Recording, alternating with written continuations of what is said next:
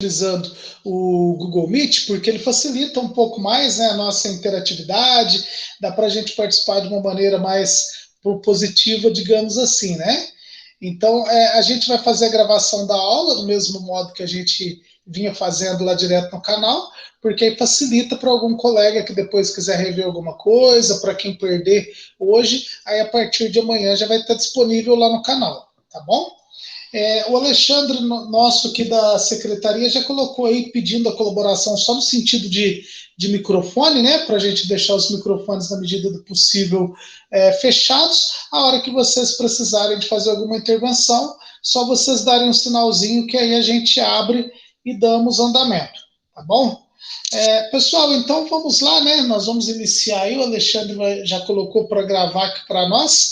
Hoje é a nossa quarta aula no geral, né? E a primeira aula desse módulo novo que a gente está começando hoje, que é um módulo chamado Conselhos Municipais e Gestão de Políticas Públicas. Tá? Então, a proposta com esse módulo é que a gente faça um resgate teórico, né? E uma revisão teórica melhor, para que a gente possa compreender um pouco mais a fundo o papel dos conselhos e também o papel da gestão de políticas públicas, né? Então, no módulo anterior nosso, que foi aí o módulo de gestão educacional democrática, a gente discutiu aí os principais elementos, né, que envolvem a questão da gestão educacional democrática, e agora nós estamos aí com um módulo novo para a gente discutir mais a fundo a questão dos conselhos mesmo. Tá? Como que esses conselhos são constituídos, a maneira da existência desses conselhos, como que eles devem atuar de um modo geral. Tá? Então, amanhã vocês vão estar recebendo um material aí complementar, né, para fazerem leituras, algumas considerações, e a gente vai trabalhando desse modo. Para a semana que vem, a gente vai inverter um pouquinho aí da lógica, né? A gente vai trabalhar um pouquinho com metodologias mais ativas, no sentido que eu vou mandar o material para vocês primeiro, para depois a gente fazer a discussão. Então, amanhã o Guilherme vai estar enviando material referente à aula de hoje, e depois, lá para o finalzinho da semana, aí ele já manda o material da semana que vem, para quem quiser dar uma olhadinha antes, que aí vocês já vêm para a aula com as considerações de vocês, com alguma dúvida, com sugestões, aquilo que vocês acharem mais viável, tá bom? O som está saindo legal aí para vocês, pessoal? Tá tranquilo? Tá bem, tá tudo bem, Cícero. Que joia, Regina, obrigado. Muito Pessoal, bom. então para a gente poder iniciar, tá? Que nós temos aí? A gente inicia com um questionamento, né? O que são os conselhos municipais? Lembrando que nesse primeiro momento aqui, a gente ainda não está falando do que é o Conselho Municipal de Educação, o do Fundeb, os conselhos que, de um modo geral, nós estamos dentro aí, que são os da área de educação. A nossa ênfase aqui, por enquanto, ela está o que são os conselhos de um modo geral, tá bom? Então, a primeira coisa que nós temos aí sobre os conselhos, tá? O que a gente precisa de ter com uma clareza muito importante aí para nos facilitar. Eles são instâncias de participação social e democrática, tá? Por que a gente coloca os conselhos como uma instância de participação social e democrática? Social no sentido de que toda comunidade que diz respeito ali com aquela temática, com aquele tema específico do conselho, ela tem o direito de estar participando. Né? Então, na ideia do envolvimento e da participação da comunidade como um todo, da sociedade onde esse conselho está inserido. Porque o que é importante a gente destacar? Né? Que no Brasil, como a gente já comentou na aula anterior, na semana passada, nós não estamos nos referindo apenas a conselho da área da educação. Né? Os conselhos da área da educação, embora sejam muitos, né? Mas a nossa ênfase não é só nele. Então, olha o que eu coloquei aqui para nós nesse próximo slide, depois eu vou voltar no anterior. É uma pesquisa que foi feita pela Consultoria Legislativa da Câmara dos Deputados, né, onde ela buscou identificar a existência dos conselhos municipais no Brasil por área. Então, vocês vão ver aí que os maiores conselhos, né, a nível de quantidade de conselhos no Brasil, a gente pensando aí que o Brasil tem 5.500 e poucos municípios, né? Então, em 5.425 a gente tem o Conselho Municipal de Saúde, tá? Que é uma imposição legal, né? Se não tiver o Conselho Municipal de Saúde, o município deixa de receber algumas verbas, o município deixa de ter algumas possibilidades para a saúde daquele local. Tá? Então vocês vão observar aí ó, que dos 5.500 e alguma coisa, né? Porque era 5.523, aí recentemente tivemos aí, né, desmembramento de município, criação de outros municípios, agora eu não me recordo o número certinho, mas eu acho que já passou de 5.530, algo próximo disso. Então quer dizer que pouco menos de 100 municípios, né, não tem Conselho Municipal de Saúde, tá? Ou seja, a questão financeira pesando aí na hora de se constituir ou não o conselho.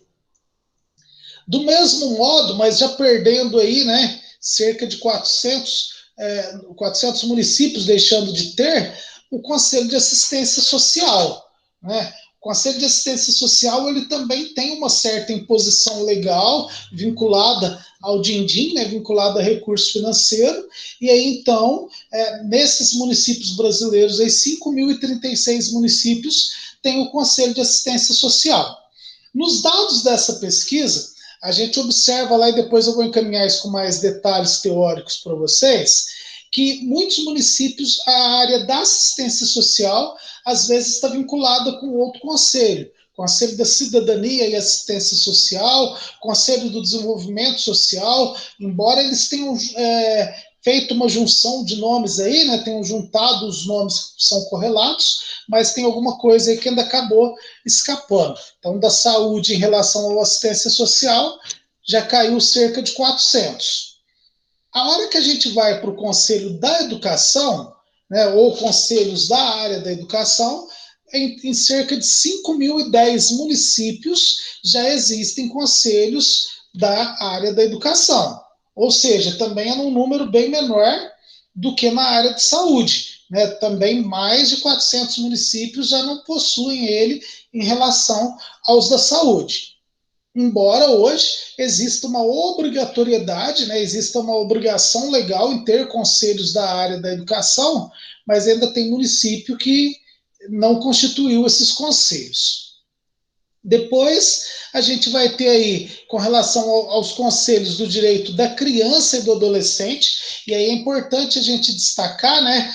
A Marta já está por aqui, que eu vi ela chegando aí, né, Marta? Que existe uma diferença entre Conselho Municipal dos Direitos da Criança e do Adolescente e Conselho Tutelar, tá? Então há uma diferença entre as funções desses conselhos, porém aqui na pesquisa eles colocaram como área, tá? E eu não me recordo totalmente do texto como que isso foi explicado lá. Se nesse criança e adolescente aqui incluía todos os tutelares ou se eram apenas o CMDCA, tá? Eu creio que é incluindo os dois, tá? Embora exista uma obrigatoriedade de haver o conselho tutelar nos municípios, né? Existe até uma legislação federal hoje que estabelece a questão do mandato, a forma da eleição, que antigamente a eleição era cada município fazia a sua na data que queria. Agora essas eleições são em datas que coincidam, né? Ou seja, o Brasil todo faz eleição de conselho tutelar no mesmo dia, tá? Algo que não era antes. Depois ele ainda vai trazer aí, primeiro antes, né, da gente chegar nisso. Então olha só para ver, os 4 principais áreas aí, né? Saúde, assistência social, educação e a criança e adolescente, a escadinha foi só descendo, que são temáticas que a gente pode dizer assim, que são temáticas que têm um custo considerável. Um custo considerável no sentido de ter recurso disponível e temáticas que para o município são temáticas caras. Caras no sentido do quê? Se o município deixa de investir na área da saúde, o município vai pagar caro por aquilo, porque a população vai vir em cima. né? E também não deixa de ser uma temática cara no sentido financeiro, porque se a gente pegar um município do tamanho do nosso aqui, São Sebastião do Paraíso, que é a realidade, eu creio, da maioria dos municípios de vocês que estão aqui com a gente, é um absurdo, né, que os municípios tenham que investir cerca de 50% dos seus orçamentos, né, em saúde no Brasil. Tá? Por que isso é um absurdo? Porque se o município está investindo tanto dinheiro assim em saúde, não significa que aquele município tem saúde, significa que aquele município está cheio de doença.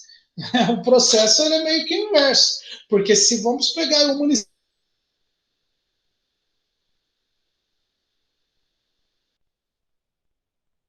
de investir 50 milhões em saúde, quer dizer que aquela cidade está totalmente doente. Doente do ponto de vista administrativo, do ponto de vista operacional, institucional e do ponto de vista de saúde pública mesmo. Né? Porque vamos imaginar, 50 milhões para a saúde e os outros 50 milhões para educação, cultura, esporte, lazer, turismo, trabalho, obras, ciência e tecnologia. Opa, peraí, tem alguma coisa que não está batendo. Né? Então, não estou me referindo ao município A, ao município B, né? Mas é um problema do Brasil. Né? Então, é uma situação complicada, porque a gente sabe que a saúde pública brasileira, infelizmente, ela não anda muito bem e já faz tempo. Né? E é interessante também a gente entender que quando a gente fala aí da saúde, o dinheiro da gestão plena, o que é essa gestão plena? Quando os recursos de serviços prestados por entidades da saúde, que são pagos, né, esses serviços pelo governo estadual, em vez do dinheiro ir direto lá para a Santa Casa, ir para o hospital A ou para o hospital B, esse dinheiro passa dentro do cofre da prefeitura. Então, só para a gente entender, né? Vamos imaginar que lá em Barbacena a prefeitura tem a gestão plena da saúde, onde todos os serviços que são ofertados na Santa Casa, cirurgia, internações, qualquer outro procedimento, o dinheiro cai primeiro nos cofres da prefeitura e depois a prefeitura repassa para a Santa Casa. Então, isso também acaba nos dando essa impressão de que se está gastando muito, quando na verdade a prefeitura serviu ali apenas como o reservatório, onde o dinheiro entra e já sai, tá? Mas nem por isso deixa de ser volumes consideráveis, né? Que muitas vezes dá problema aí nesse sentido quando a gente vai comparar os gastos. Então a saúde, que constitucionalmente os municípios deveriam de investir 18% em saúde, a maioria hoje, principalmente quem tem gestão plena, está investindo 50%. Assistência social, que também existem ali alguns programas específicos, né, que acaba contando dentro do orçamento do município A ou do município B, que isso também torna a assistência social uma pasta cara, uma pasta que gera custos para o município. E aí vem a educação, que a educação, diferente da assistência social e igual à saúde, ela tem a obrigatoriedade de investimento específico. Então, hoje a Constituição Federal e a LDB vão dizer que a educação ela deve investir anualmente, pelo menos, né, no mínimo, 25% de tudo aquilo que é arrecadado. Então, tudo aquilo que a prefeitura arrecada no município, ela deve investir pelo menos 25% em educação. Tá? Porém, isso a gente vai detalhar mais a fundo quando a gente for entrar no estudo do Conselho do Fundeb. Esses 25%, gente, não é da receita bruta. Tá? Então, vamos imaginar que o município arrecadou 100 milhões de reais. Tá? Mas esse arrecadou 100 milhões de reais, a gente tem que descontar aí algumas parcelas de transferência de verbas do Estado que vem, que eu não posso tirar uma parte para a educação, tá? Algumas verbas que já são carimbadas que não me dão o direito de pegar parte dela para a educação. Tá? Então, os 25% não chega a ser absoluto sobre tudo que o município arrecada. Tá bom? E isso é importante a gente destacar, porque muitas vezes a gente acha que é 25% de tudo que a prefeitura arrecada e não é. Tá? E também é importante a gente destacar, nesse contexto aí, que quando a gente fala da educação, o orçamento da Secretaria Municipal de Educação ou do Departamento Municipal de Educação, seja lá o nome que for dado a ele, também inclui os recursos do Fundeb. Tá? Então, se a gente for analisar qual é a secretaria mais rica dentro de um município, né, do ponto de vista financeiro, seria a educação, porque a educação, além do município ter que gastar os 25% daquilo que ele arrecada, da sua receita corrente líquida, ele ainda tem os recursos do Fundeb, tá? Então esse valor aí, ele é um valor considerável, tá? E aí, na verdade, quem acaba gastando mais é a saúde, que deveria gastar 18. Então, quando a gente critica o sistema de gestão da saúde no Brasil, é por conta disso. Né? Às vezes nós estamos dando mais ênfase no tratamento da doença do que em resolver o problema. E aí é tratamento da doença de uma forma bem figurada mesmo. Né? A gente fica injetando dinheiro na doença e às vezes a saúde, que é bom, não se resolve por uma questão de eficiência, de eficácia administrativa e de uma série de outras questões. Né? Um país sério não troca de ministro da saúde 4 vezes dentro de um governo. Um país sério não troca de ministro da educação também por 4 vezes dentro de um governo só. Então, isso é complicado. O que isso tem a ver com os conselhos? Tem muito a ver, né? Porque a gente vai observar aí por esse gráfico da Câmara dos Deputados que os conselhos que têm, então, essa obrigatoriedade, principalmente que trabalham com recurso público, são aqueles que estão, de uma certa maneira, já consolidados na sociedade, que existem de uma forma maior, que eu tenho um número maior de conselhos. Quando a gente já vai para temáticas que não são obrigatórias, porque, por exemplo, não existe nenhuma lei que obriga o município a ter o Conselho Municipal do Trabalho e Emprego. Fica a critério do município criar ou não esse Conselho Municipal do Trabalho e Emprego. E aí o que nós temos? Ó? Caiu de 3.948 de conselhos na área da criança e do adolescente para 1.669 quando se pensa em Conselho de Trabalho e Emprego, dados dessa pesquisa.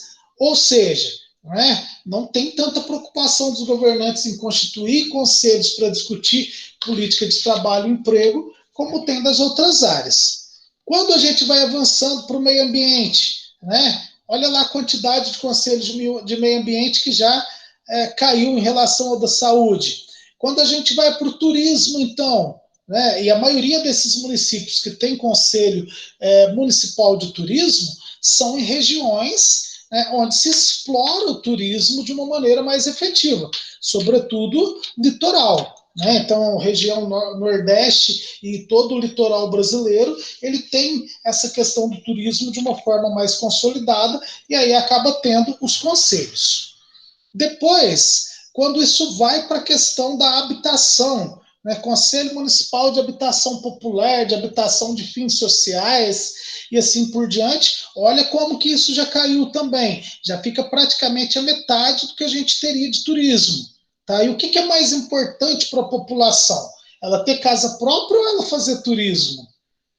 Ela ter casa própria ou ela ter trabalho, que são coisas aí que vão andar junto, Ou seja, seria necessário a gente ter uma quantidade muito próxima de conselhos de habitação, tal qual a gente tem de conselhos municipais em outras áreas. A hora que a gente desce para transporte, olha como que isso já caiu. Apenas 228 municípios no Brasil possuem um conselho municipal de transporte. Esse número aí, de uma certa forma, ele se justifica porque nem todos os municípios brasileiros dispõem de transporte público. Então, se eu não tenho transporte público, qual a necessidade de ter um Conselho Municipal de Transporte? Seria mais ou menos nessa lógica.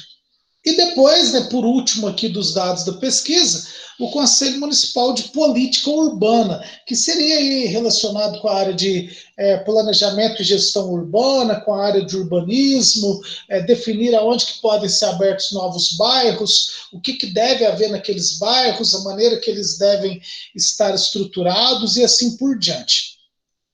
Então, esse mapa aqui, né, esse gráfico, ele mapeia, ele mostra para a gente aí de uma maneira bem interessante essa distribuição de conselhos no Brasil, para que a gente reflita um pouquinho, né? Por que muita coisa não funciona no Brasil? Ou por que a ênfase é dada apenas em algumas áreas da política pública e em outras não? Tá bom? Terezinha, por gentileza, fique à vontade para as suas considerações aí.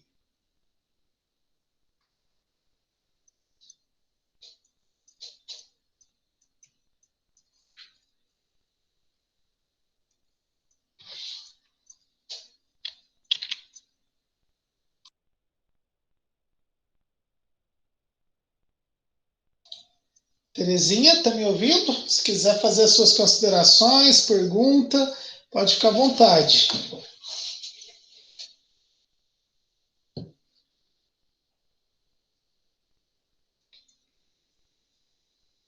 A hora que a Terezinha voltar, então, ela fala com a gente, pessoal. Então, alguém tem alguma consideração, pessoal? Algo que a gente tenha comentado aí dessa, digamos assim, né, dessa análise preliminar aqui sobre essa pesquisa que gostaria de comentar, de compartilhar com a gente?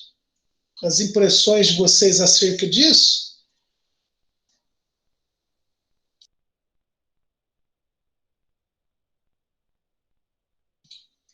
A conexão da Terezinha, pelo jeito, caiu. Quando ela voltar, a gente abre para ela de novo. Mais alguém quer fazer alguma consideração, pessoal, sobre esse primeiro momento nosso aí?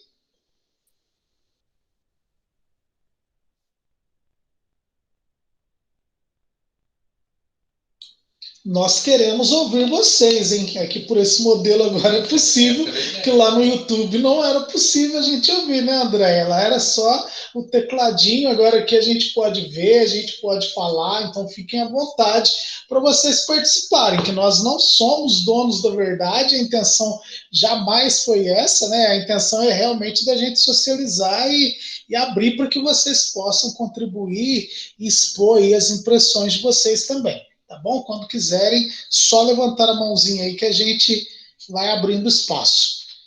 Juliana, por gentileza. Ah, tá. Então, professor, para mim está sendo muito novo tudo isso, mas a amplitude dos dados que hoje o senhor está passando está abrindo ainda mais o leque, porque essa possibilidade de ser conselheiro, por exemplo, na área de saúde, eu também não sabia que através assim desse ensinamento a gente poderia até atuar também. É isso mesmo? É isso mesmo, Juliana. Você, enquanto cidadã, primeiramente, qual que é seu município, Juliana? O meu é de Franca. Franca, que joia. Gosto muito de Franca, já estudei muito aí. O problema de Franca é só o calor, né? Mas Paraíso não está muito diferente, não. Enquanto cidadão, Juliana, a gente pode participar de qualquer um dos conselhos que existam no município, tá? Então, seja o Conselho Municipal de Saúde, o Conselho de Assistência Social, que a maioria dos municípios, por coincidência, estão fazendo agora, né, nesse mês de agosto, outros vão fazer em setembro, a Conferência Municipal de Assistência Social, que é quando normalmente se elegem lá os conselhos municipais dessa área. Tá? Então, nós temos esse direito de participar de todos os conselhos.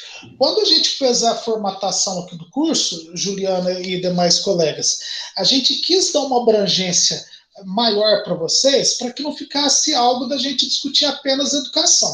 Então, por isso que a gente procurou fazer um curso que mostrasse essa questão da gestão democrática, que ela não é só na educação, quais são as outras áreas, as outras esferas da administração pública que essa gestão democrática pode nos levar, né? Que a gente tem esse direito de participar, de opinar. Porque o que a gente tem que ter muita clareza, Juliana, é que o serviço público não existe sem quem? Sem o público. E quem é esse público do serviço público? O público do serviço público somos todos nós. Né? Então a pessoa ela pode ser o prefeito da cidade, igual o nosso amigo Alexandre Ferreira aí, né? Falo nosso e a Juliana nem gosta do Alexandre, eu tenho enrolado. Então, igual o Alexandre Ferreira, prefeito aí de Franca. O Alexandre, pelo fato dele ser prefeito, ele pode utilizar o SF do bairro que ele mora?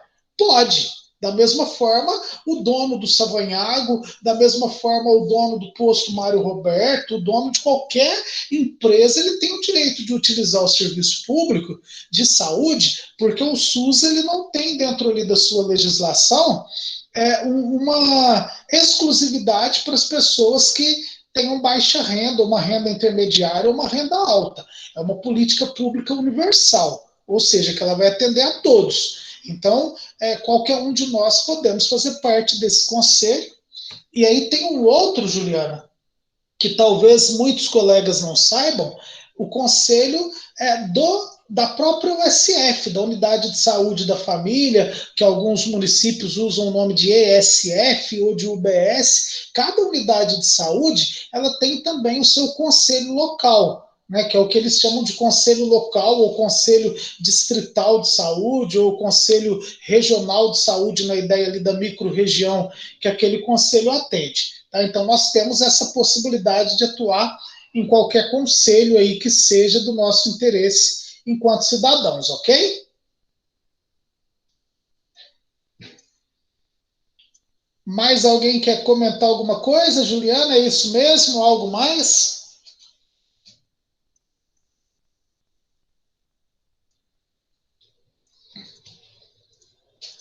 Então, passando adiante, pessoal, na verdade, voltando, né? Voltando no nosso slide anterior aí, o que são os conselhos municipais, a gente falou que eles são, então, essa instância de participação social e democrática, tá? O que mais que a gente precisa de ter essa clareza e que isso está muito claro nos textos da Glória Gum, que eu vou estar enviando para vocês amanhã.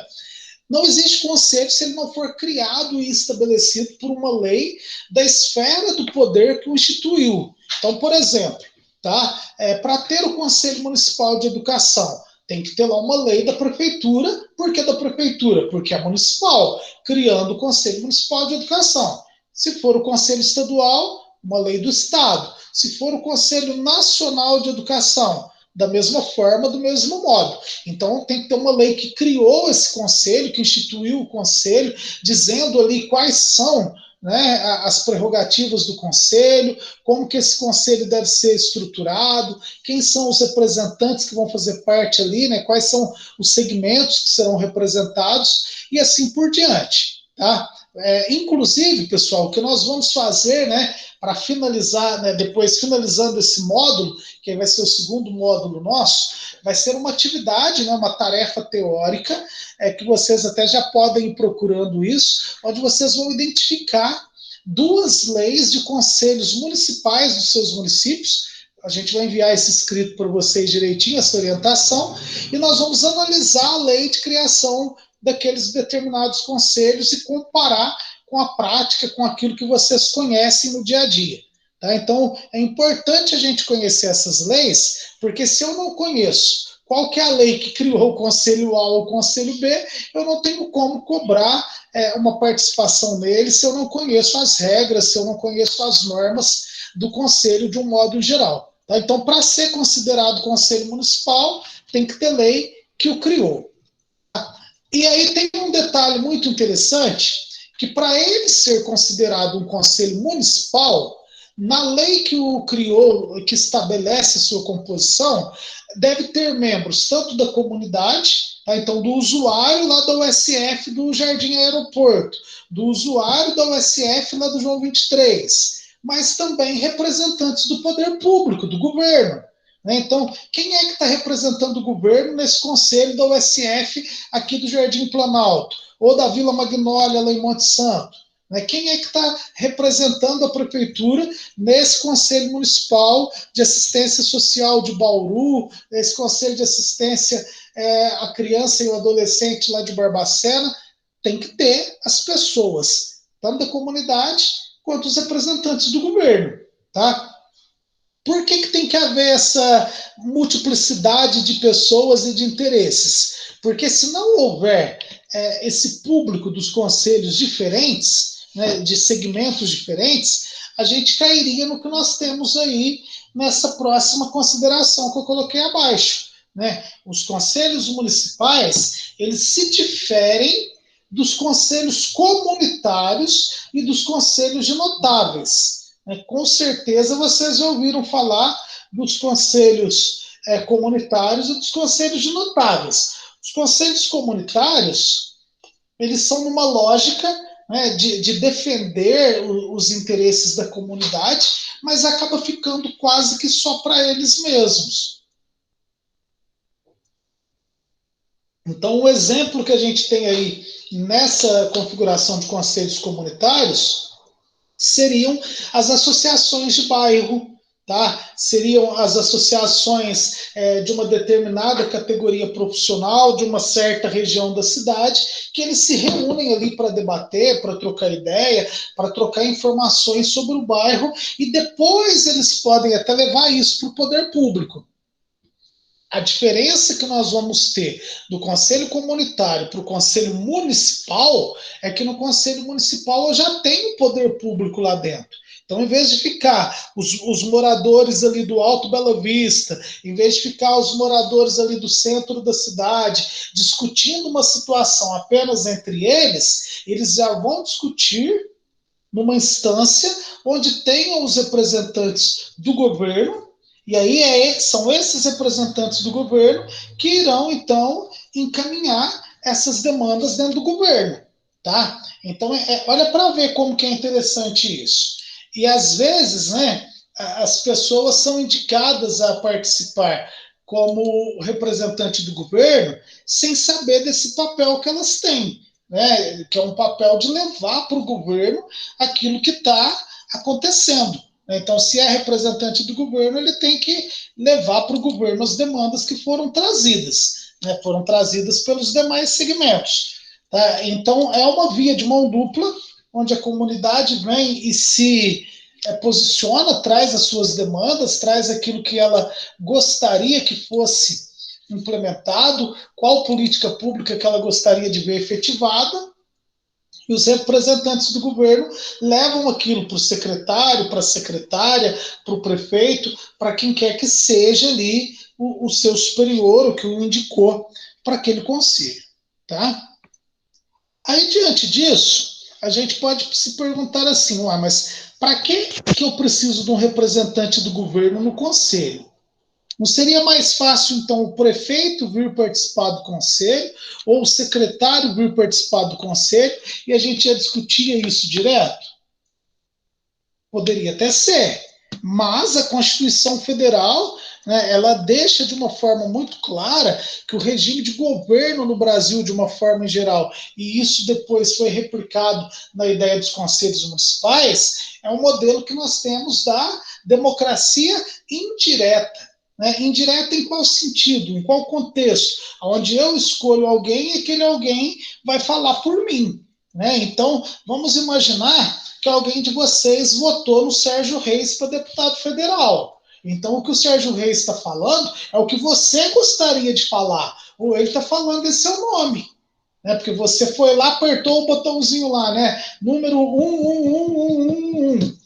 É o número do candidato tal, então você deu para ele uma procuração, você concedeu a ele poderes para falar em seu nome. Então, olha como é sério. Né? Aí a hora que o cidadão vai lá e fala uma abobrinha igual ele falou essa semana, né?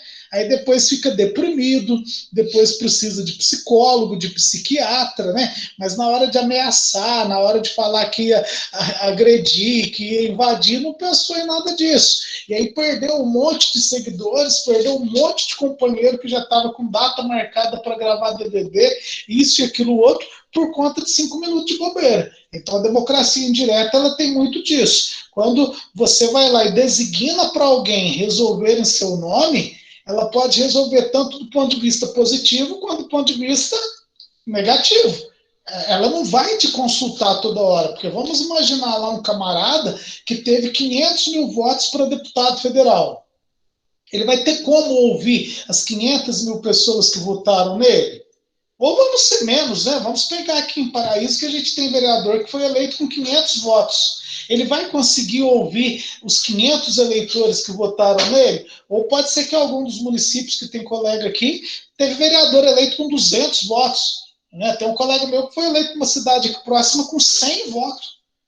Né? Então, quer dizer, ele também não vai conseguir ouvir essas 100 pessoas, porque o contexto ali da cidade não permite a rotina do dia a dia. Então, aí a ideia da democracia indireta. E o prefeito não vai conseguir participar desses conselhos, primeiro por essa questão da democracia indireta, porque é mais fácil ele delegar para alguém, e por uma própria questão de tempo.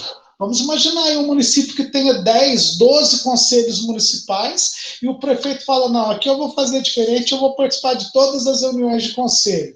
Ele não vai fazer mais nada no mandato dele, a não ser participar de reunião de conselho, porque cada dia vai ser de um. E a hora que terminar o último, já está voltando no primeiro de novo.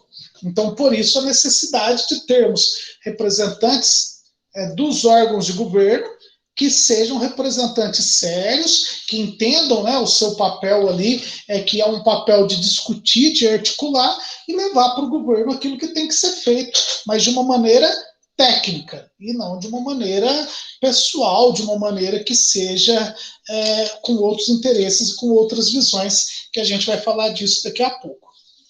Até aí tudo certo, pessoal? Alguém quer comentar alguma situação, algo que não concorda, que gostaria de expor para a gente? Fiquem à vontade.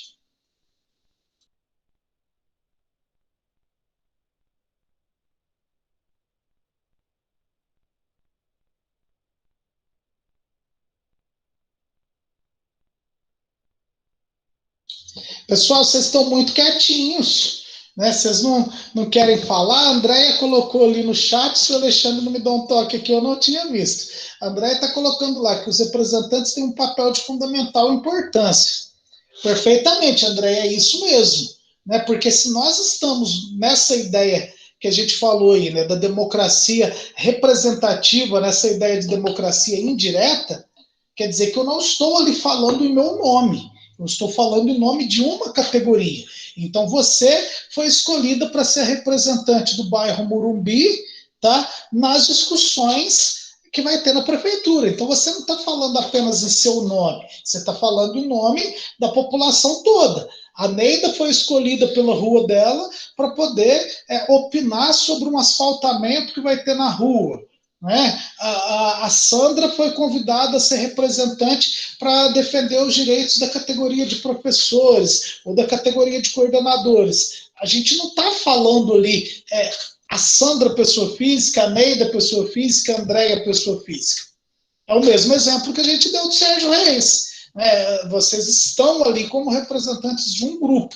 Então, esse é um outro ponto, André, que eu acho muito interessante, porque o pessoal às vezes diz que representa alguém, mas ninguém sabe que ele é representante. Ainda tem isso também.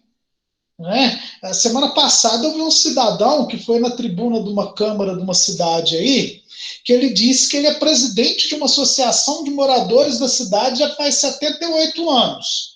Né? E aí eu procurei saber, essa associação nunca elegeu o camarada para presidente de nada. E, na verdade, não existe essa associação. Né? Então, ele está representando quem ali? Ele não está representando ninguém que não seja os seus próprios interesses, que não seja os seus próprios devaneios, em algumas das vezes. Né? Então, a ideia de representante e de representado, ela é uma via de mão dupla. Né? O representante pode até não conhecer todos os representados, mas o representado ele tem que reconhecer o representante, né? Porque não, senão viraria voto em branco, e voto em branco não me dá direito nenhum. Se eu vou lá e aperto branco na cédula de papel, né? Apertei branco na cédula de papel, olha que evolução. Né? Quem que eu estou escolhendo? Eu não estou escolhendo ninguém. É diferente de quando a gente vai lá e aperta o número X e escolhe alguém. Aquele alguém não sabe que eu o escolhi, mas eu sei. Né? E esse é um problema que a gente tem no Brasil, porque nós estamos em agosto de 2021, 8 meses das eleições. 8 não, né? A eleição foi em novembro, 10 meses das eleições. E se você perguntar para um grupo de 10 colegas seus se eles lembram em quem eles votaram para vereador, a gente corre o risco da maioria não lembrar para quem votou em vereador. Né? Que é uma coisa séria. Agora, então, vamos imaginar na lógica de conselho. Né? Não que a lógica de conselho não seja séria, é tão séria como você escolher um vereador, como escolher um deputado, mas tem muita gente que opta por não participar. Eu não vou participar disso não, vou ajudar a escolher conselheiro, para quê? Isso não vai virar nada. Né? Para que eu vou escolher alguém aí para ser representante meu? Ele não representa nem ele. A gente ouve um monte de piadinha, ouve um monte de situações que acabam, por muitas vezes, desmotivando as pessoas que estão ali dentro daquela proposta, dentro daquela ideia, e acabam não fluindo. Né? Então, são situações bem complicadas. Ok, até aí, André, algum outro colega quer fazer alguma consideração, algo mais? Então, aí depois, eu ainda coloquei junto nessa mesma frase, né? Que eles se diferem dos conselhos comunitários e dos conselhos de notáveis. Né? Então, o conselho comunitário não é aquela ideia que a gente fica discutindo ali para um determinado grupo, mas tem que encaminhar isso depois. E a ideia de conselho de notáveis, ele foge totalmente do modelo de conselhos municipais, porque, como o próprio nome já diz, seriam pessoas que têm um notável conhecimento técnico numa determinada área e que elas vão opinar sobre alguma temática daquela área. Tá? Então, um exemplo muito claro que nós temos dessa ideia de conselho de notáveis na atualidade são os comitês de combate à Covid, né? Os comitês científicos da Covid. Né? Se alguém chegar e me convidar para fazer parte do comitê científico da Covid, eu vou aceitar? Eu, particularmente, não vou aceitar. Não é porque eu tive Covid e quase morri, não. Mas é porque eu nada vou poder contribuir naquele comitê, porque não é da minha área de atuação científica. Então, a ideia de conselho de notáveis é quando a gente tem, nesse caso da Covid, quem é que deve participar de um comitê científico da Covid? Médicos, de preferência, que tipo de médico? Infectologista, né? Médicos que atuem ali na área específica. Tá? Não adianta eu colocar lá um dermatologista nesse conselho. Ele pode até ter uma visão geral da saúde, mas o que ele vai poder discutir do ponto de vista científico? Muito pouco. Né? Ou quase nada, dependendo da forma que ele atua. Então, a ideia de conselho de notáveis é de emitir algum parecer, de ser um órgão consultivo para situações que são breves ou que foram determinadas por alguma lei e que tem um caráter especial, um caráter bem particular. Tá? Então, na atualidade, o que nós conseguimos falar aí de uma maneira bem específica é esse conselho da Covid. Né? Então, hoje, por exemplo, eu vi uma reportagem, não lembro se foi no jornal da Globo, no jornal da CNN, que falava que em São Paulo eles mudaram o nome de Comitê de Contingência da Covid para justamente Comitê Científico da Covid. Então, olha como que muda. Porque se fosse um comitê de contingência, aí sim eu poderia ter representantes de diversos segmentos da sociedade, porque é um tema que envolve todo mundo. Mas agora, quando eu falo de comitê científico, é diferente, porque eu preciso de ter pessoas que entendam sobre a lógica, nesse caso de vacina, né? Pessoas que entendam a lógica aí de como articular as políticas públicas naquela determinada área. Se a gente simplesmente colocar nesse colegiado pessoas que não são do ramo, ela vai mais trazer dúvidas e não contribuir, tá? Aí a Andrea está colocando ali para nós que um conselho de notáveis deve ter um conhecimento de causa sobre o assunto. É isso mesmo, Andréia. Um conselho de notáveis ele tem que ter conhecimento de causa sobre o assunto. Então vamos imaginar um conselho científico para discutir uma crise hídrica, igual a essa que nós estamos vivendo. Né? Quem que eles têm que colocar num conselho dessa envergadura, num conselho dessa temática? São pessoas que trabalham ali com usinas hidrelétricas, que entendem de meio ambiente a fundo para poder falar sobre todas as interfaces ali do problema, são meteorologistas, não adianta colocar pessoas leigas. Né? E a Juliana está colocando para a gente aí, seria por ser doenças de notificação compulsória? Eu não entendi a pergunta, Juliana. Detalhe um pouquinho para a gente aí. Você diz na lógica do pessoal participar? Abre o microfone aí e explica para a gente, que aí nós vamos conversando junto, a gente vai articulando.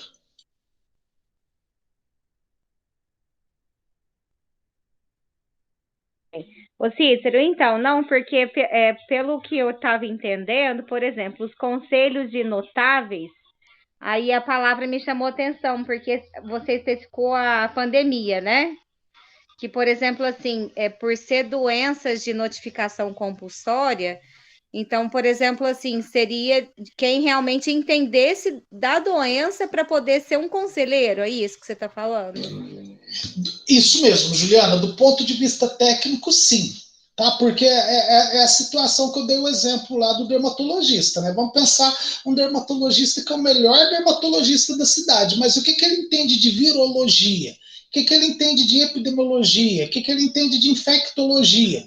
Ele não é obrigado a entender por não ser a área de especialidade dele. Então, se ele vai para um conselho desse, a contribuição que ele vai dar para aquele conselho é uma contribuição muito pequena, pelo fato dele não conhecer da área técnica, da temática ali a fundo, entendeu? Entendi. Então esse conselho de notáveis pode ser em qualquer área. Tá. Por isso que quando você falou na última aula que, por exemplo, para a gente ser conselheiro de educação, a gente vai ter que saber de todos os planos de tudo que é da educação, né? PNE, tudo, né?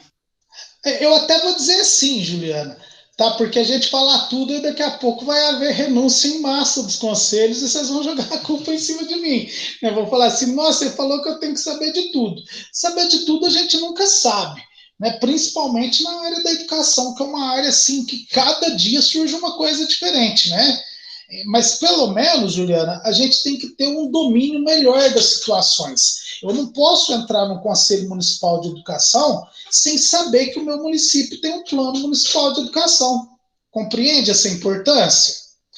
Tá, entendi. Uhum. Eu não posso, por exemplo, me sujeitar a participar de um comitê da Covid se eu não conheço nada sobre a doença, se eu não vi sequer um manual do Ministério da Saúde, se eu não fiz nem um cursinho de 5 horas lá da UITEC para saber o que é a Covid.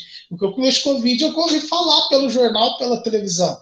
Então, assim, é nessa lógica, porque o problema que a gente tem no Brasil é que tem muita gente falando de coisas que não é da praia dela. Né? A gente tem deputado fazendo lobby para vacina sem ele saber o que é vacina e o cara pregando que não vai tomar vacina. Então, como assim? O cara quer vender vacina, mas ele fala abertamente que ele não toma da vacina que ele vende. Olha para ver que coisa absurda. Né? Como que eu vou falar de esporte se eu não conheço nada da lógica de esporte? Então, assim, conhecer tudo é muito complicado. Tá? Então a gente precisa de conhecer com uma qualidade técnica melhor para a gente deixar a frase um pouquinho mais adequada. Então a gente precisa de conhecer as temáticas com essa qualidade técnica melhor, ok? Uhum. Então, quando a gente usa assim esse termo conselho de notáveis, ele nem não é tão comum da gente ver. Né? A gente ouve falar muito de conselho de notáveis no filme, numa série, na novela, mas o que a gente tem aí nessa ideia de conselho de notáveis seriam essas pessoas que têm um conhecimento muito profundo, muito a fundo, o que a gente vai ver muito na prática do dia a dia. Então, seriam comitês científicos, conselhos científicos, pode ser que a gente ouça também o termo Conselho Superior, olha que coisa, né? O Conselho Superior da Igreja reuniu e disse que o Alexandre não toca mais na missa de domingo. Quem é esse Conselho Superior da Igreja? É o padre, a carola do padre, o carolo do padre, o coroinha, quem mais que é esse Conselho Superior? Como que ele foi eleito? Por que ele é chamado de Conselho Superior? Né? Ou foi o conselho do baixo clero que decidiu? Então, assim, são termos que a gente vai ver muito dispersos aí no dia a dia e talvez a gente não perceba a diferença disso, tá bom? Conselho de notáveis eu ouvi falar no Cruzeiro agora, essa crise do Cruzeiro. Eu ouvi falar essa palavra, eles estavam querendo montar um conselho de notáveis, porque a situação está muito ruim, né? Aí agora, a segunda vez que eu ouço falar na prática. O que seria, então, Alexandre, um conselho de notáveis numa lógica de futebol? Eu só vou colocar nesse conselho quem ganhou título, o Bom, goleiro lá, menos vazado, quem tomou menos cartão. Pelo que eu entendi que eu li na época, eram pessoas com dinheiro, né? Os notáveis eram os notáveis milionários. Então, aí tinha um pessoal lá. Mas se fosse para formar um conselho, assim, para salvar o clube, que está numa situação muito ruim, tinham que vir pessoas que entendam de administração, né? De gestão, e aliado com pessoas que entendem de esporte, de jogador, né? Identificar jogador se ele é bom, se ele joga bem. esses dois pilares, né? Exatamente. Então, um conselho de notáveis pelo dinheiro, vamos montar um conselho de notáveis aqui em Paraíso pelo fator dinheiro. Né? Só vai entrar nesse conselho quem tiver mais de 5 milhões disponível no banco. Então não vai ter conselho. Né? Você é o secretário, né? Hã? Você pode ser o secretário desse conselho. Não, eu não passo nem na porta, Alexandre. Não, 5 milhões é mais complicado. É mais complicado. Vamos montar um conselho de notáveis baseado no quê? Né? Então, são situações que a gente vê muito. A nível de governo, então, a gente não vai ter conselho de notáveis e não vai ter conselho comunitário. O que a gente vai ter a nível de governo e falando de políticas públicas são conselhos municipais. Né? E tem algumas outras entidades que o pessoal também costuma confundir um pouquinho, que são as ONGs, né? As ONGs. O pessoal acha que ONG e conselho é a mesma coisa. É a mesma coisa? O que vocês acham? Por que não, Alexandre? Porque a ONG é assim, o conselho, pelo que eu estou vendo agora, né, ele é formado, ele tem que ter uma indicação, né, ele tem que ter uma composição. E uma ONG são pessoas que se juntam, né? E não tem uma. Como é que eu vou explicar? Uma certa. Por exemplo, eu posso montar uma ONG aqui, os meus vizinhos, não tem um perfil, não é um perfil, um critério de escolha, né? Eu penso que a diferença está aí, né? A ONG vem, vamos lá, vamos fazer uma ONG aqui da igreja. Aliás, eu até trabalho em uma ONG, né?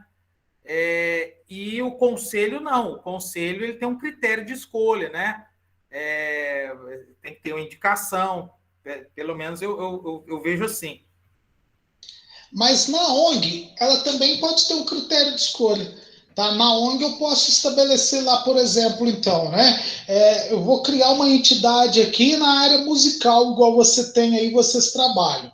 Né? Uma ONG na área musical. Eu quero que 50% dos representantes da diretoria toquem violão, que 20% dos representantes da diretoria toquem bateria, que 5% sejam cantores, que 5% toquem zabumba. Isso é um critério. Pode ser. Pode ser, mas o que vai diferenciar a ONG dos conselhos é o caráter público. Tá? Porque a ONG, embora ela tenha essa função pública, mas ela é de direito privado. Ou seja, ela é de direito privado de um determinado grupo de pessoas. Tá? O Conselho Municipal ele é uma instituição de direito público, que foi instituído por lei. A ONG ela não precisa de lei para ser criada. Então vamos imaginar, nós estamos aqui agora com 36 pessoas conectadas, na verdade 35, que eu estou em 2 computadores. Né? Então o que acontece? Se a gente quiser montar uma ONG aqui dos 35 colegas, a gente pode? Pode. Precisa de pedir autorização para quem? Para ninguém. A gente tem essa liberdade garantida pela Constituição Federal de 1988, que ela nos garante o livre-arbítrio de nos associar para o que a gente quiser, desde que seja uma associação lícita. Né? Porque eu falo, vamos nos associar. Aí o Alexandre fala assim, oba, vamos associar e plantar maconha. Vamos associar e vender fuzil HR-15 e vamos nos filiar ao Talibã e vamos fazer aqui uma separação de paraíso do Brasil. A partir de hoje ninguém entra, ninguém sai. Aí eu não posso, porque seria uma entidade, né, de caráter privado, mas com interesses que ferem a Constituição e que ferem a ordem pública. É na onde que o pessoal vai dizer que isso seria o quê? Uma formação de quadrilha. Né? Agora, se a gente falar, não, vamos juntar os 35 aqui, vamos formar uma igreja. A gente pode?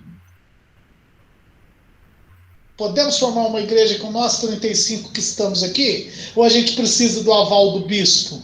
Ou a gente precisa do aval do apóstolo? Não precisa do aval de ninguém. Você vai lá, monta a igreja, coloca o nome que você quiser. Depende da igreja. Depende da igreja, mas vamos imaginar que a gente quer criar a Igreja da Irmandade Alexandriana. Nós já temos 2 Alexandre aqui, então vamos criar a Igreja da Irmandade Alexandriana. Para quem que a gente vai pedir autorização? Para a esposa de qual de vocês 2? Né? Para a esposa de ninguém. Nós vamos chegar e montar a igreja e está resolvido. Né? Tem gente que auto se intitula padre, mano. Eu nunca tinha ouvido isso na minha vida. A pessoa falar que foi padre sem ela nem saber rezar o Pai Nosso. Né? Aí, da mesma forma, você vê pastor que também nunca pegou uma Bíblia na mão. Então, são situações que a Constituição deixa aberto, mas isso se difere da questão pública. Porque quando a gente está falando de conselhos municipais, nós estamos falando de uma instituição de direito público vinculada ao poder público. Então, as ONGs, né, os sindicatos, eles são instituições, né, pessoas jurídicas, que na ideia do sindicato é a mesma coisa. Para eu montar um sindicato, eu não preciso pedir autorização para ninguém. A Constituição Federal de 88 ela é clara que eu posso criar quantos sindicatos eu quiser. Sindicato dos servidores da educação, sindicato dos servidores da saúde, sindicato dos servidores da limpeza pública urbana. Posso criar sindicato do que eu quiser. Não existe nenhuma obrigatoriedade de pedir autorização. O que a gente vai ter depois são lugares para a gente registrar, números de registros que podem acontecer ou não, de acordo com alguma política pública. Tá? Mas já os conselhos não. Né? Vamos imaginar que nós, nas nossas cidades, aí nos nossos municípios, digamos assim, eu não concordo com o trabalho do Conselho Municipal de Educação. Então eu vou criar um outro conselho, Conselho de Educação de Paraíso, sem o municipal, e vou fazer oposição a ele, ao municipal. Eu posso isso? Não, não posso. Né? Eu posso criar uma academia paraisense de educação, igual existe a academia paraisense de cultura. Tá? E aí essa academia paraisense de educação, ela poderia ser com viés de notáveis, tá? Ou poderia ser com viés técnico. Só vai participar da academia paraisense de educação quem tiver pelo menos um livro na área de educação publicado, ou que tenha pelo menos 10 orientações de TCC de graduação. Eu estabeleço um critério, mas em momento nenhum aquela entidade que foi recém-criada ali, Academia Paraisense de Educação ou de Cultura, ela tem condições de impor política pública, tá? O que é diferente do Conselho Municipal. Então, a lógica, Alexandre e colegas dos conselhos municipais, é que eles têm um papel de interferir e de influenciar a elaboração, a implementação e a avaliação de políticas públicas. Tá? Então, esse é o grande diferencial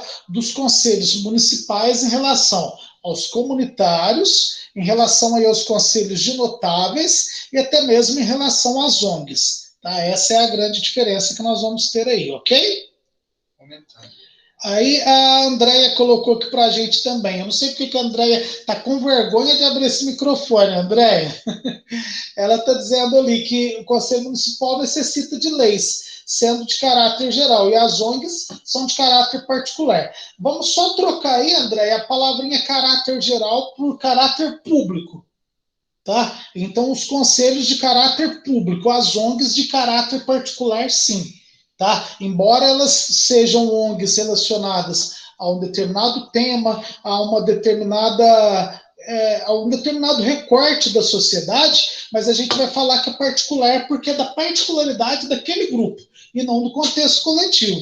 Tá? Então, quando a gente fala, por exemplo, né, nós vamos criar a Associação dos Moradores de São Sebastião do Paraíso e a partir de amanhã a gente não aceita mais nenhuma ordem do prefeito, como eu vi um aloprado falando esses dias. Né? Então, peraí, fez treinamento com o Talibã e está querendo separar a cidade mesmo. Isso não tem valor jurídico para propor política pública. Isso vai ter valor jurídico para a gente discutir, para poder mostrar quais são os interesses da sociedade. Mas eu chegar e falar, não, a minha entidade aqui ela é maior do que todas. Né? Eu espero que nas cidades de vocês não tenham isso, mas aqui em Paraíso a gente ainda tem algumas coisas desse tipo. Né? Tem um cidadão que, porque ele é presidente de uma entidade aí faz 75 anos, ele acha que ele manda numa parte da cidade. Tem um outro que é presidente de uma cooperativa, vai lá, quebra a cooperativa e acha que é dono da cidade. O outro foi lá, é presidente de um clube e acha que é dono da cidade. Então, são entidades que não têm esse poderio todo que o pessoal acha que tem. Tá bom? Então, a gente precisa de equilibrar a discussão, precisa de ter essa diferenciação para que não fale coisas que são equivocadas, né? Então, o melhor caminho hoje para a gente discutir política pública, para a gente sentar com o governo e tentar influenciar o governo, é o caminho da participação nos conselhos municipais, né? Não que os outros órgãos não tenham aí a sua validade. Tá? Todos os órgãos têm a sua validade do ponto de vista social, do ponto de vista da discussão, mas do ponto de vista jurídico, formal, os conselhos é o melhor caminho, não resta dúvida sobre isso. Ok, pessoal? Alguma dúvida, algo mais que vocês queiram comentar? A gente abriu os microfones e vocês estão tudo com vergonha de falar, vocês estão falando menos do que antes. Podem colocar as dúvidas, as sugestões, opinar aí sobre as situações que vocês julgarem pertinentes, tá bom?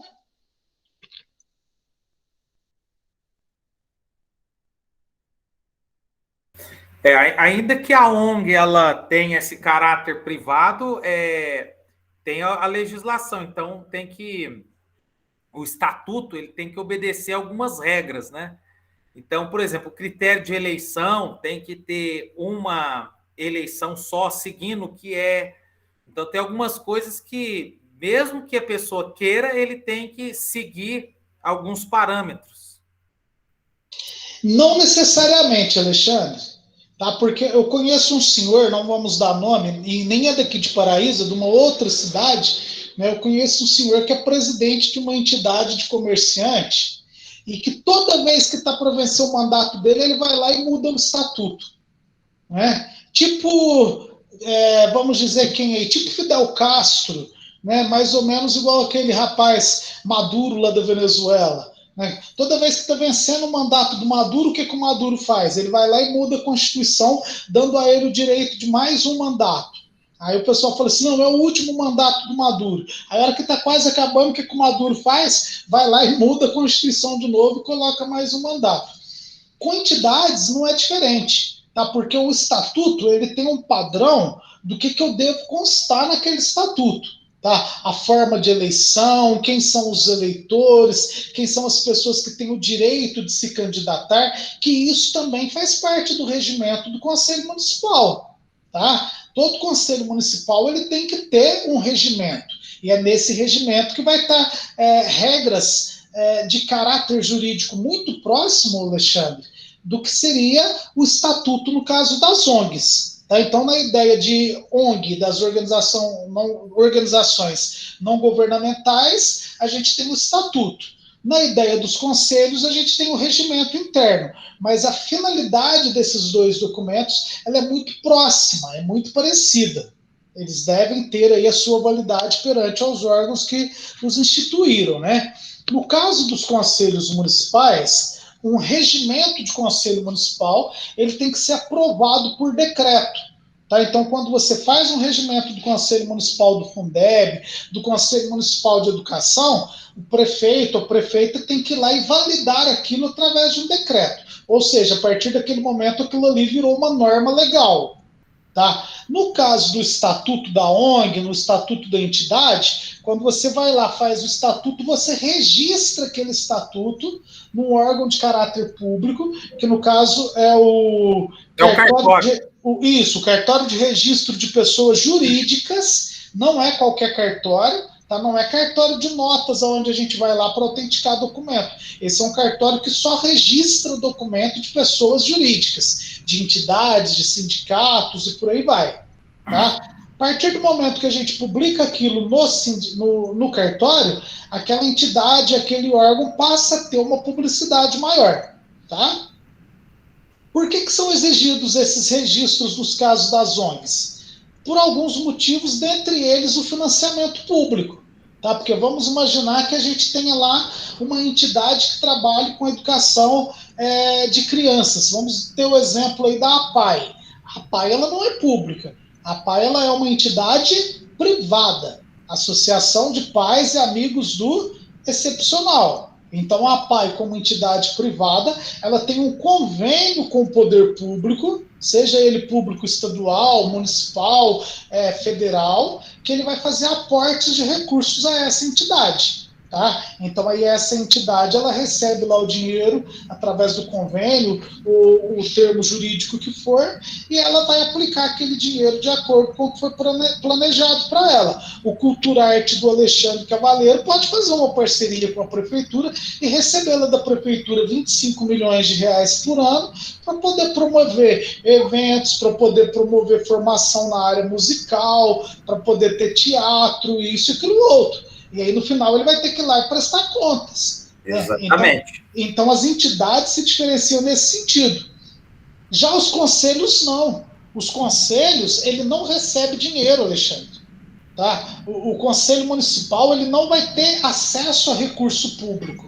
Tá? Então, por exemplo, se a Maria Clara ela é presidente de um conselho municipal e a Tatiane é a secretária, elas não têm aquele perigo que costuma ter lá numa entidade onde o presidente, o secretário, o tesoureiro respondem com os seus bens se eles forem lá e fizerem alguma malandragem no nome da entidade. Tá? Porque lá na entidade eles movimentam dinheiro, o conselho municipal não movimenta, ok? Então, isso é uma situação aí que faz a diferença. Então, isso quer dizer que o Conselho Municipal vai viver ao Deus dará? Ele não tem dinheiro nenhum para nada, nem para um cafezinho? Ele tem dinheiro, mas não é ele que administra o dinheiro dele. Tá? Quem vai administrar o dinheiro do Conselho Municipal é a Secretaria Municipal a qual ele tiver vinculado.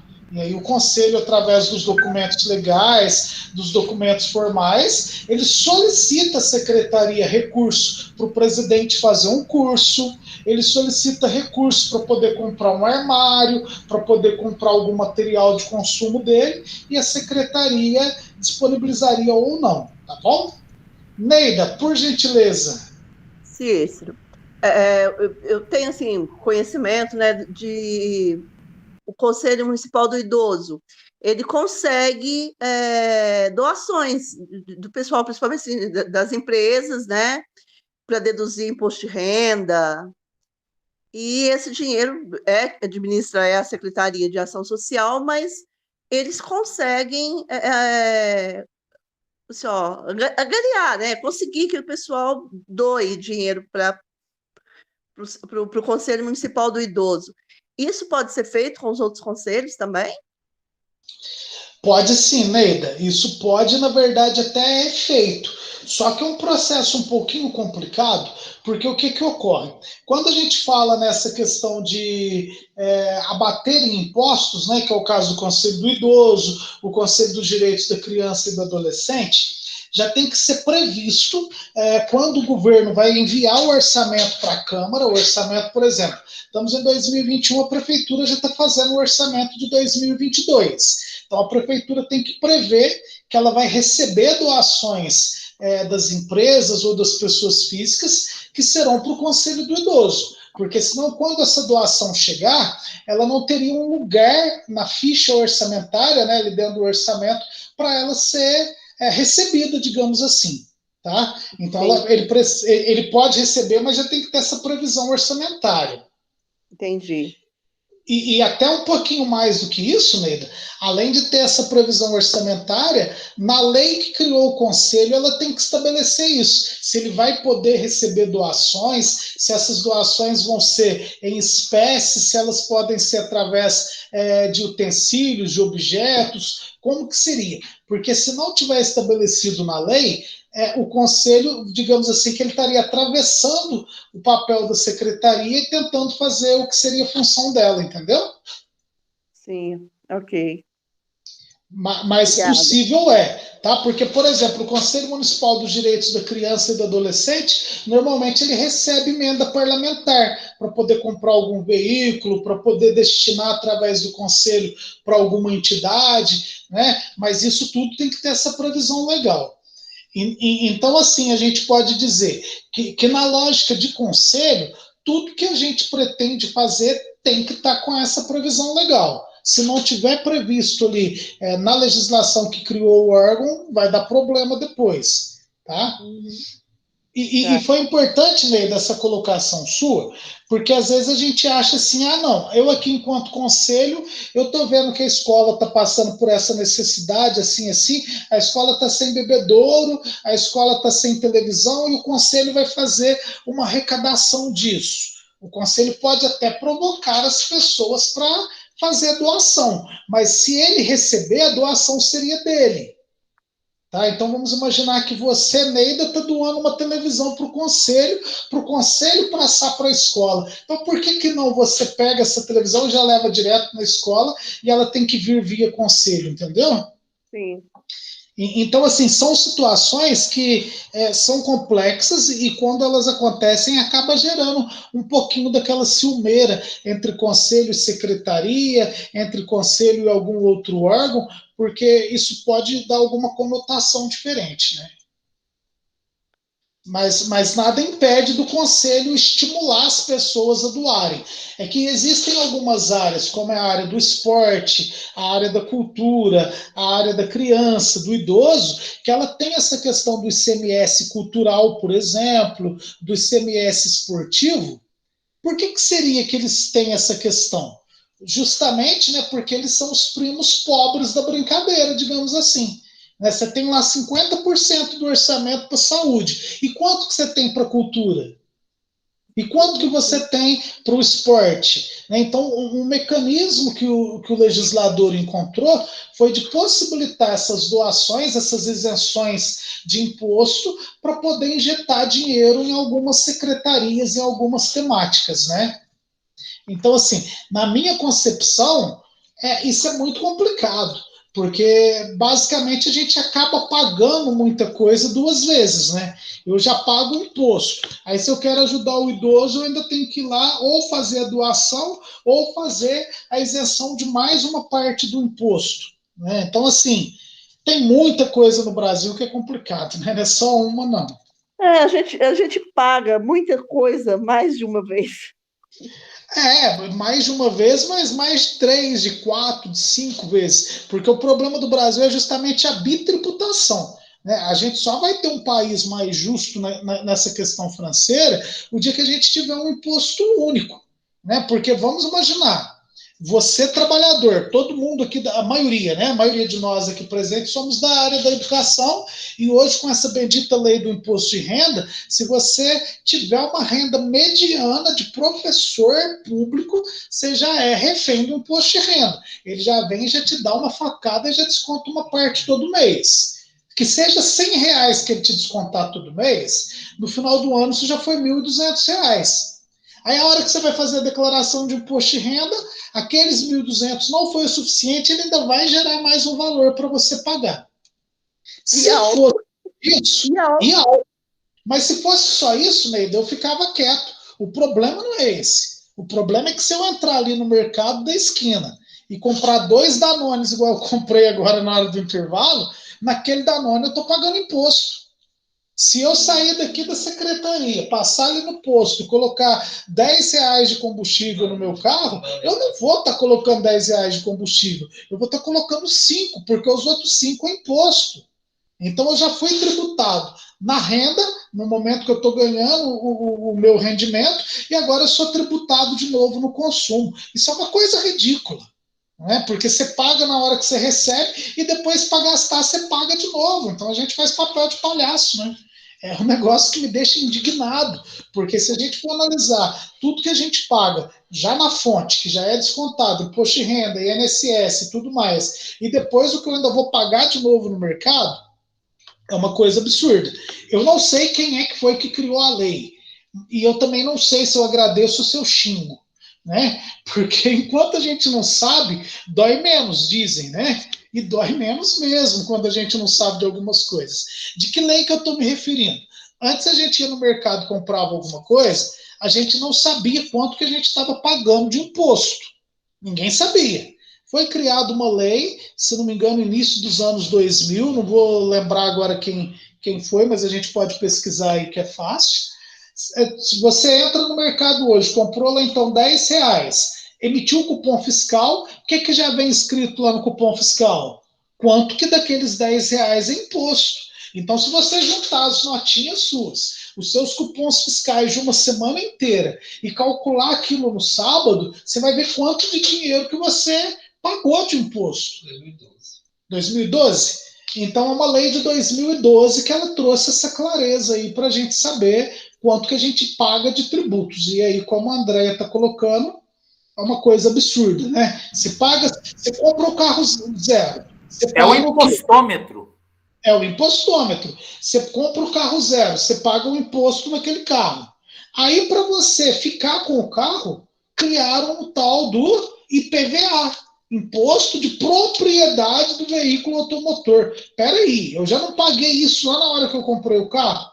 Então, se você ficar com o carro por 10, 15 anos, basicamente você está pagando quantos carros? 2, se você for juntar tudo que você paga de IPVA. Então, nós estamos tendo uma crise aí das concessionárias, do setor automobilístico, justamente por conta disso. Porque na onde você é bem servido de transporte público, na onde você tem um grande número de aplicativos de mobilidade, é muito mais interessante você não ter carro, porque pensa quanto que a gente economiza sem ter carro. Não estou falando de combustível, não, porque você vai ter que pagar a corrida do carro de aplicativo. Mas pensando no que você economiza de estacionamento, de IPVA, de seguro obrigatório, de seguro que você faz aí na sua seguradora. Então é muito complicado, né? O problema é muito generalizado e a gente não vê muita salvação para isso. O que isso tem a ver com conselhos, pessoal? Tem alguma coisa a ver? Tem muita coisa a ver, né? Porque os conselhos podem discutir tudo isso e justamente fazer isso aqui que nós estamos colocando na nossa próxima tela. Ainda está um pouquinho mais adiante, a gente já chega lá, que é na ideia de propor e avaliar políticas públicas. O conselho ele não deve só ser um cartório para poder assinar e carimbar tudo que o Poder Executivo queira. O conselho ele tem que ser um órgão que também saiba propor as situações. Então, eu coloquei aqui os princípios dos conselhos municipais, que são basicamente os 4 princípios que a gente tem da administração pública. Tem um 5º princípio, mas para mim ele não entra aqui na questão dos conselhos, por uma questão de que o conselho nem sempre tem como solicitar isso, né, como influenciar nisso. Que princípios são esses? Princípio da legalidade. Tudo que um conselho municipal vai fazer tem que ter a previsão legal, igual a gente falou. Se ele não tiver essa previsão legal, ele fica numa situação delicada. Tá? Depois, o princípio da impessoalidade.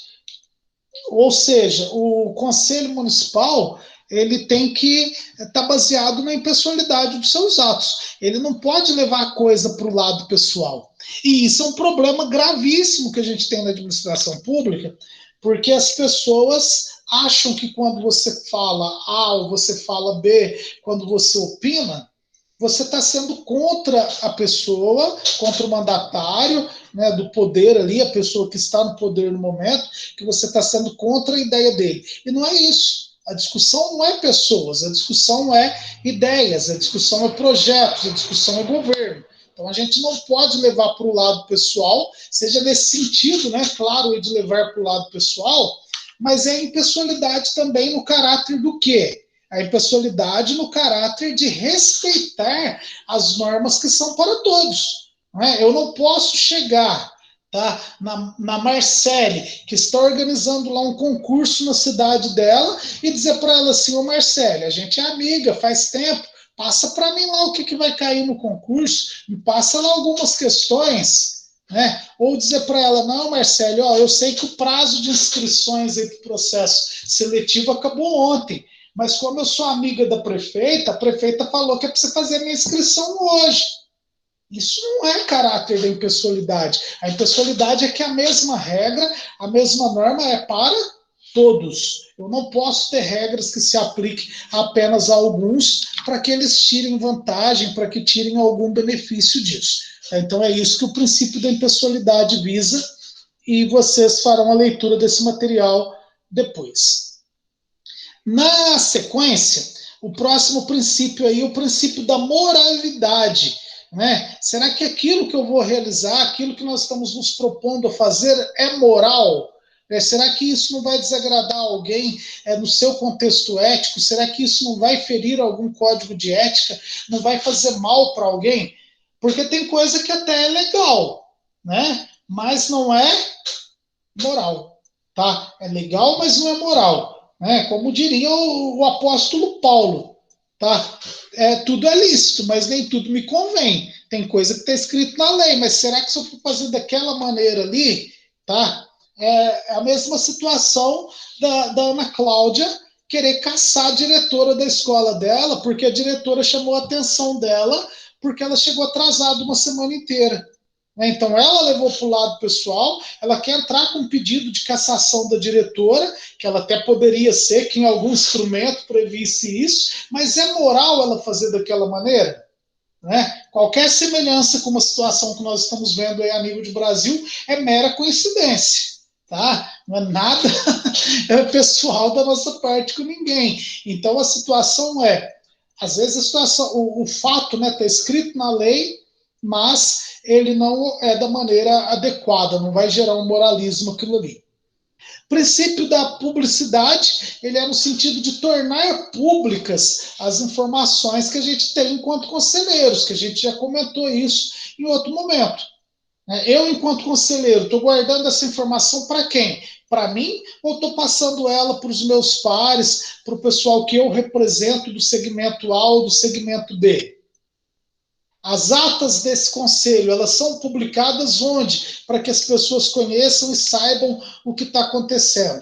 Então, a ideia de publicidade dos atos, ela é extremamente importante. Se a gente não dá publicidade aos atos, a gente pode ser depois acusado de negligência, a gente pode ser acusado de falta de acesso a informações para terceiros. Negligência no sentido que se eu não apresento aquela situação, as outras pessoas não vão ter acesso a ela, não vão conseguir saber o que está acontecendo ali. Tá? Então é importante a gente tomar cuidado com esses princípios. E aí, diante disso, tá? Nós vamos cair aí na questão, né? Vamos chegar na questão da gestão de políticas públicas. Né? Então, quando a gente fala em Conselho Municipal, por que essa disciplina nossa está falando Conselho Municipal e gestão de políticas públicas? Justamente porque são os conselhos municipais que poderão influenciar ou, como alguns autores dizem, interferir nessas políticas públicas. Tá? Determinado município resolve municipalizar um hospital privado. Quem foi ouvido nesse contexto? De que maneira que foi ouvido? Essa política de municipalização do hospital, ela vai ser boa para quem? Quem vai ser ganhando com isso? De que maneira que vai ganhar? Então, estabelecer políticas públicas é algo que faz parte aí da gênese dos conselhos. Os conselhos, eles são órgãos que vão justamente influenciar nesse processo de elaboração dessas políticas públicas, de auxiliar na definição dessas políticas. Porque se o conselho simplesmente se reúne para ler ata, aprova ata, ler ata, aprova ata, qual a necessidade do conselho? A gente fica se questionando, né? Depois, então, tem uma definição aí para a gente, que a política pública ela é um processo com uma série de etapas e de regras e que tem por objetivo resolver um problema público. Tá? Então, política pública ela é uma série, então, de construções, no sentido de construções teóricas, metodológicas, para eu resolver um determinado problema. Então, eu tenho um problema na cidade, que é o problema do saneamento, esgoto a céu aberto. Como que a gente vai resolver esse problema do esgoto a céu aberto num bairro A ou num bairro B? Criando algumas regras, criando projetos, criando programas, tá? E essas políticas públicas, normalmente, para que elas tenham uma validade maior, para que elas não percam aí o seu caráter, o ideal é que elas sejam estabelecidas por documentos legais. Tá? Então, se a gente vai criar uma escola, não basta apenas a vontade do prefeito, da prefeita em criar a escola. Ela tem que ir lá e criar isso através de uma lei. Né? Eu pretendo dar um aumento de salário para os enfermeiros da cidade A ou da cidade B. Não adianta eu pretender e não ter uma lei que me garanta isso. Não adianta a gente pretender e não colocar aquilo em prática. Como que eu coloco em prática a valorização do trabalhador? Com legislação que valorize o trabalhador e não com discurso. Né? Então, toda política pública ela precisa de ser orientada por algum instrumento legal. Tá? Que se ela não for orientada por um instrumento legal, ela fica só no papel. Tá? Quando a gente fala em instrumento legal, pode ser então uma lei, pode ser um decreto, tá? Que dê ali a validade para aquilo que se pretende fazer, ok? Depois aí na sequência, então onde entram os conselhos municipais nessa lógica da gestão das políticas públicas? Eles devem então contribuir para essa análise da realidade, tá? Análise da realidade no sentido de compreender, de analisar aquilo que está acontecendo numa determinada área. Tá? Será que nós, enquanto conselheiros municipais da área da educação, já paramos para pensar, né, se a área da educação realmente está cumprindo aquilo que estava estabelecido lá no PNE? Qual a análise que nós fizemos dessa realidade? Qual é a realidade das escolas estaduais? Qual é a realidade das escolas municipais?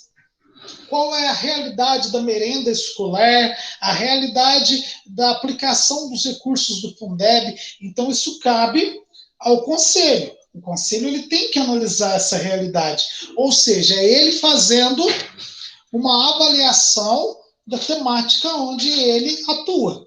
Para que fazer essa avaliação? Porque de posse dessa avaliação, será possível, né, ele propor mudanças na legislação, ele propor projetos, ele propor programas, tá? Então, acho que foi a Juliana que a gente falou sobre isso mais cedo, né, Juliana? Não é que eu preciso de saber de tudo para ser conselheiro, mas olha que situação, né? Como que eu vou analisar algo se eu não conheço aquele algo que vai ser analisado? Olha que situação complexa, né? Eu quero analisar a situação das escolas municipais. O que eu preciso? De ir em loco nessas escolas municipais. Eu quero analisar a realidade da valorização dos professores. Eu tenho que pegar o plano de cargos e carreira, analisar o que aquele plano de cargo diz, verificar como que aquilo está acontecendo na prática.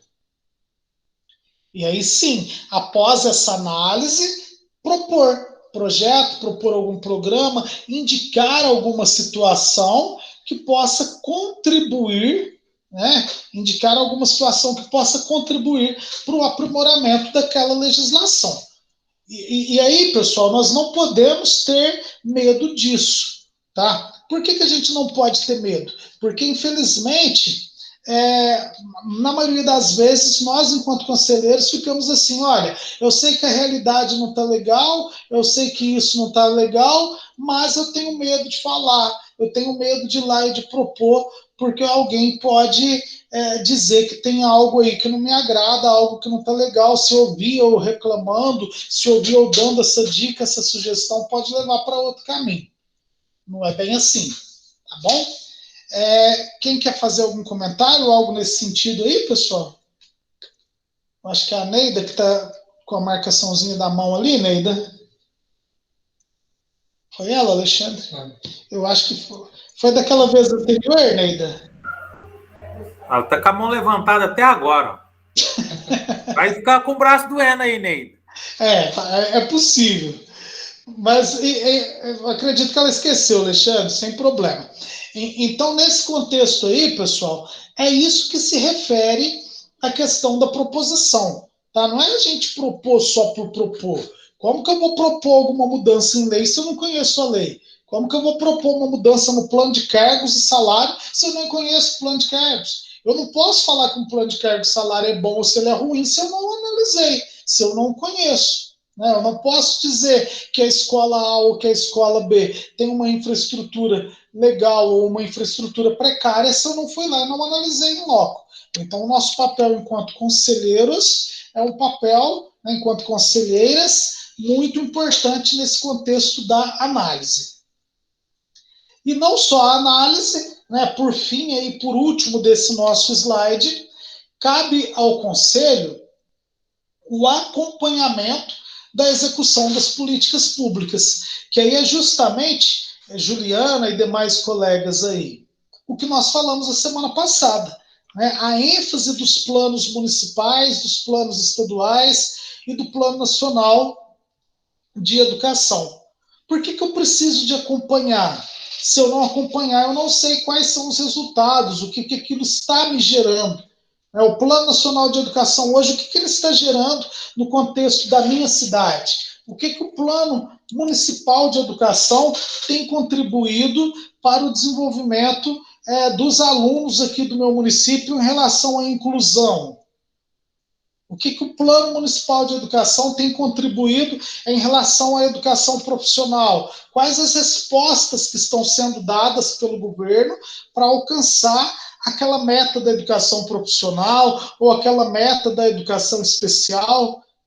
Porque depois não adianta a gente falar que não teve como.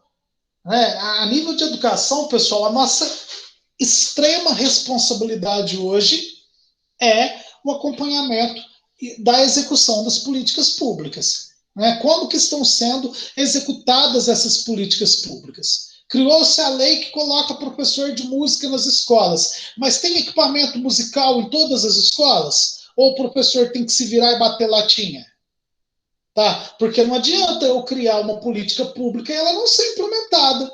Criou-se a política pública de colocar computadores nas escolas. Beleza, legal. Mas tem internet junto com esses computadores? Eles têm manutenção? Quais são os professores que vão atuar naquela realidade ali?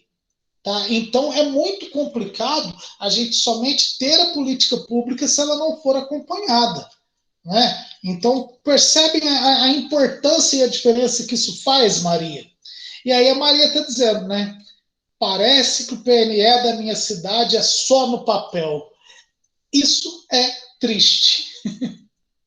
Triste, mas muito real, viu, Maria? Qual que é a sua cidade? Se quiser abrir o microfone e nos explicar por que você tem essa impressão, Maria. Oi, professor. Boa noite, pessoal. Então, eu de assistir a aula, né, da semana passada, de estar aí nesse contato com vocês, eu tive a curiosidade de ir lá e imprimir. Qual que é a sua cidade, Maria? Barbacena. Barbacena, que joia. Eu tenho até bastante companheiros aqui desse novo conselho que estamos participando. Eu tive a curiosidade de imprimir e ler, né, algumas partes desse PNE. Eu achei, sinceramente, que eu estava lendo de um outro município que não fosse o meu. Então, assim, eu acho que esse papel nosso, enquanto conselheiros, ele vai ter que ser muito bem desempenhado, ou então a gente vai realmente também ser um conselho só de fachada, e isso é preocupante, né? Porque o tempo vai passando e parece que se a gente não atua, a gente também não leva credibilidade, né, aos nossos governantes da importância desse papel que a gente tem que cumprir dentro dos conselhos. Então, assim, cada frase que eu ouço, eu penso assim, sinceramente, onde eu estou? Onde eu estou? E vou ter que atuar, a gente junto, né, todo mundo, né, tanto vocês quanto a gente aqui a gente vai ter que atuar, ou então não vai fazer nenhum sentido. É bastante, assim, é um desafio muito grande, para nós. Então, assim, vamos ter que lutar muito. Realmente, Maria, primeiro agradecendo vocês aí por estarem conosco, né, Maria? Tem uma turminha muito bacana aí de Barbacena. E essa angústia, digamos assim, que você está vivendo, Maria, ela não é só sua, não, viu? Sinto muito, mas ela não é exclusividade sua.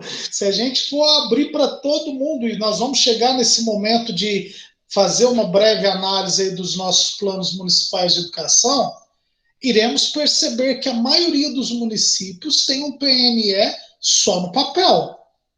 E isso é muito constrangedor, porque quando esse PNE foi elaborado, tinha professores participando da elaboração, tinha coordenadores pedagógicos, tinha diretores, tinham alguns notáveis da sociedade ou de algum lugar.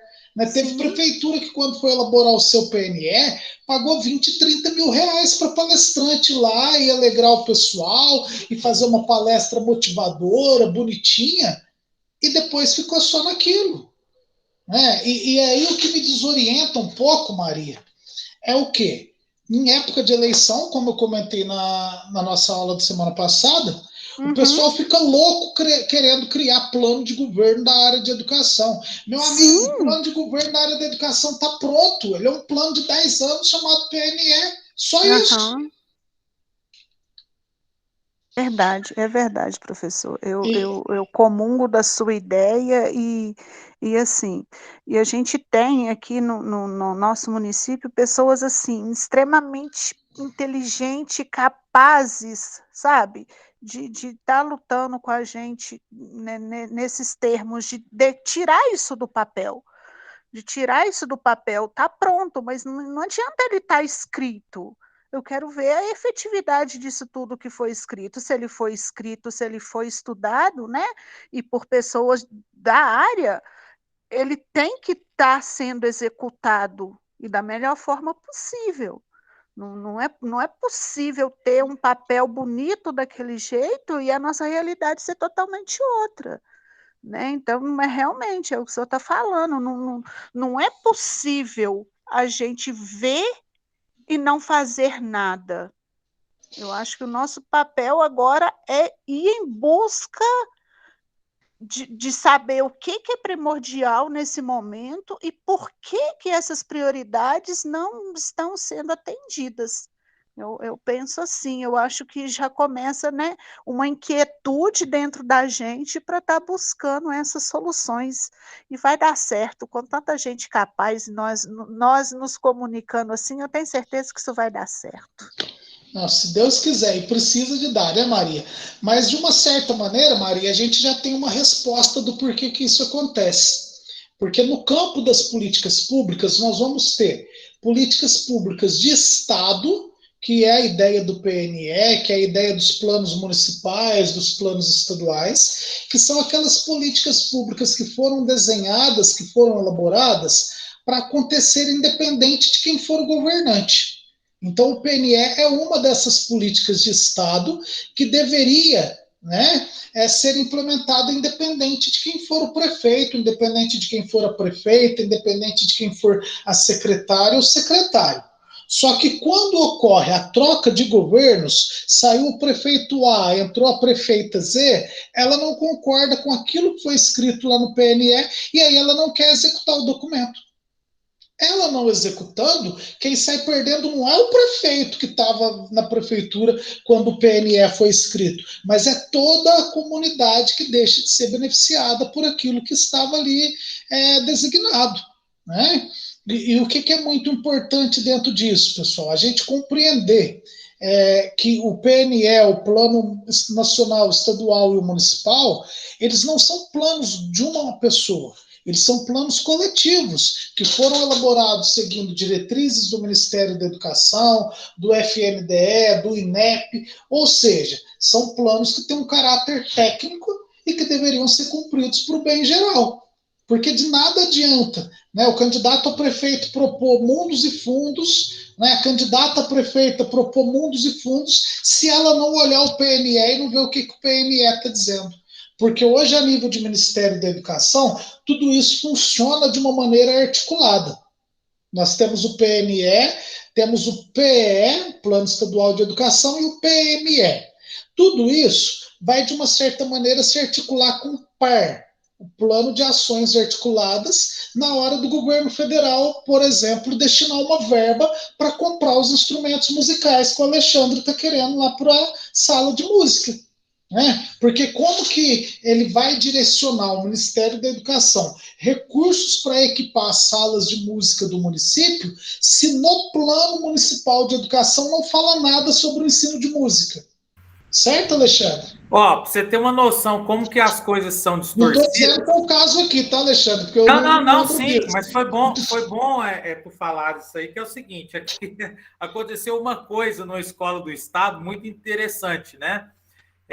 Que mandou-se verba, né? Tinha o plano para comprar instrumento, mas não tinha o plano para pagar um profissional, um professor, para dar aula. Consequência, em várias unidades, os instrumentos estão lá sucateando e não tem. Então, olha como é que essa política pública de direcionamento é importante, né? E não sei se é a mesma realidade que você está falando, porque eu fiquei sabendo de uma situação parecida com essa, por coincidência, ontem. Tá? Eu fiquei sabendo que algumas escolas estaduais estão fazendo o levantamento de bens inservíveis para leilão. Tá? E dentro desses bens inservíveis, essas escolas estaduais estão vendendo as fanfarras que foram recebidas com doação do MEC. Então, olha Por quê? Porque não tem dinheiro para pagar o profissional. Aqui na prefeitura municipal, o segredo do sucesso, eu considero a aula de música aqui um sucesso, ela foi bem sucedida. E em breve será uma referência nacional, pelo que eu estou vendo. Mas o segredo desse sucesso foi o seguinte, é que ao invés de ir no equipamento, ele trouxe os profissionais. E aí os profissionais, claro que o equipamento foi mostrando a necessidade do equipamento, foi trabalhando, né, os corais, e aí foi gerando essa necessidade, e foi exatamente o contrário, né? Porque olha para você ver que coisa absurda. A escola vai lá, ela solicita para o deputado A, para o deputado B, para o ministério, uma verba para comprar equipamento de fanfarra. Ela ganha verba, recebe, mas ela não planeja como que ela vai manter aquela fanfarra. É com dinheiro do PDDE? É com arrecadação da comunidade? De que maneira que é? Vai ter uma verba posterior para isso? Vai ser o dinheiro da festa junina? Qual o recurso que vai garantir o funcionamento da fanfarra? Aí, em vez dela buscar, né, da escola buscar um caminho para resolver o problema do instrumento que está parado, aí o que a escola faz? Não, vamos ficar livre do instrumento, porque é mais fácil vender um instrumento do que eu ir atrás e criar um programa para poder revitalizar. Era óbvio que isso ia acontecer um dia, Cícero, era óbvio. E aí, o que vai acabar acontecendo? Isso é uma realidade, Alexandre, que conversando com um colega meu, não é exclusiva nossa. Tá? Vários municípios, vários estados estão passando por isso, e chega-se ao ponto absurdo de pegar um instrumento ali de fanfarra e ele ser leiloado a preço de sucata. Tem ideia do que é isso? Um instrumento que vale no mercado 100, 150 reais, se não aparece ninguém interessado ali na hora do leilão, que normalmente não aparece, porque quem vai em leilão de escola para comprar bem inservível, digamos assim, vende na sucata. Então, e é muito específico, né, também. Muito específico. Né? Então, esse acompanhamento do Conselho Municipal, das políticas públicas, nos seus diversos contextos, nessa realidade toda, ele faz uma diferença enorme. Tarles, seja bem-vindo, estamos aguardando o seu microfone. Professor Cícero e os demais, boa noite, né? Outra situação que é aí visível, que a gente vê também, são os chamados laboratórios de informática, né? É comum a gente ter neles encontrar, tanto aqui em Tuiutaba, né, em Minas Gerais, laboratórios em escolas, seja municipais ou estaduais, que não tem o uso. Não tem o técnico, não tem aquele profissional que é responsável pelo laboratório, e fica lá, às vezes, 30 computador parado, trancado, e a sala com ar-condicionado ainda não pode ser usado. Então, essa lógica, algo incrível. Essa lógica da informática ela é uma lógica tão complexa quanto a da música, ou talvez até um pouco mais. Por que eu digo isso? A lógica da informática ela exige um investimento em infraestrutura maior do que o investimento que normalmente é feito nos laboratórios, nas salas de música, mas já começa com um problema que o Alexandre pontuou, que é o problema da formação. Tá? Normalmente, nesses laboratórios de informática das redes municipais e das redes estaduais, tem virado cabide de emprego de colega da diretora.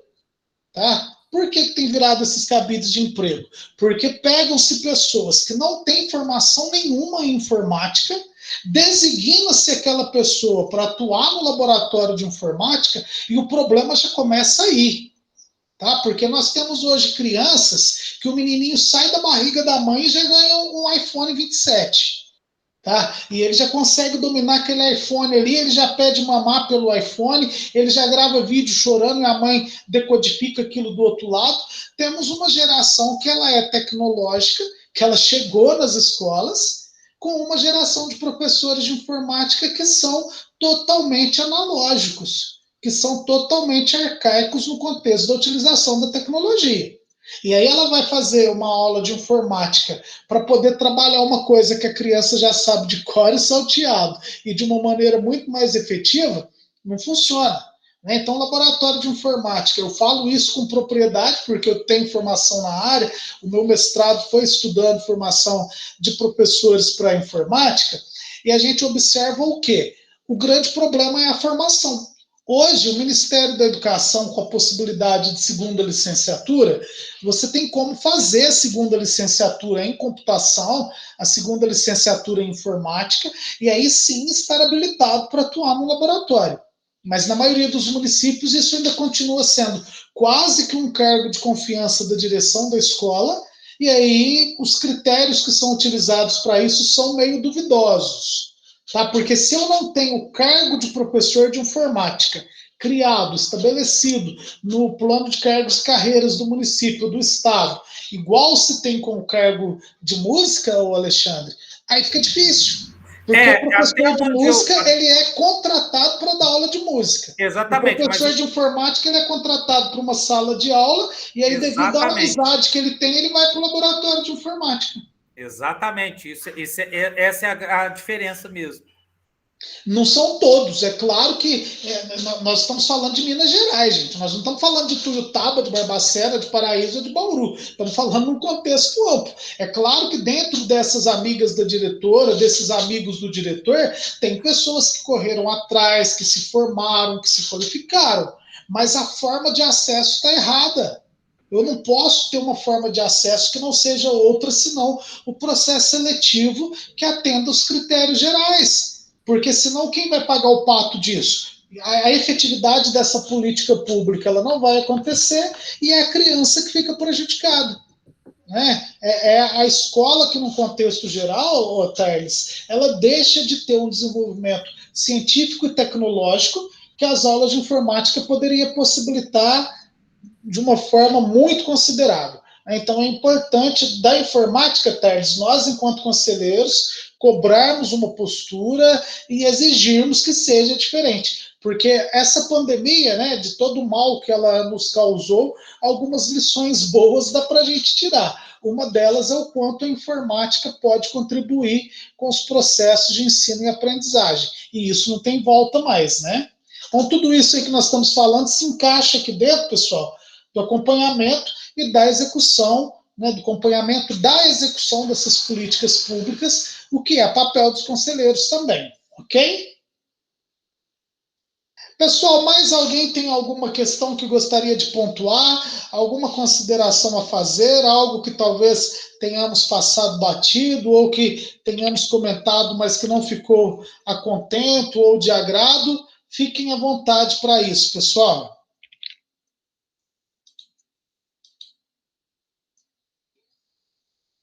Mais nada?